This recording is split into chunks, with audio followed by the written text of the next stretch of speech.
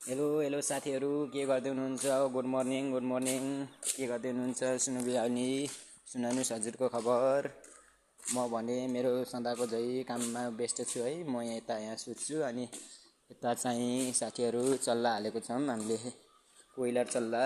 अनि यहाँहरूले तिनी चल्लाहरूले दाना पानी गर्नुपर्छ। अनि यिनीहरूलाई तातो चिसोबाट बचाउनुपर्छ है। चल्लाहरू मस्तले खेलिरहेका छन्, चारो खाइरहेका छन् भने कोही भने तातोको मुनि बसेका छन्।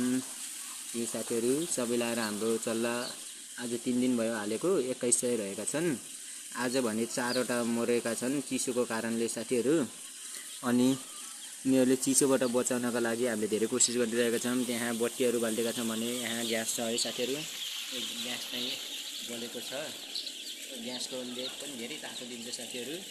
यिनीहरूले घरमा भने ग्यास खाना पकाउन लागि ग्यासै छैन भने यहाँ भने कुखुराहरूको लागि नै ग्यासको व्यवस्थापन गरिदिएका छौँ।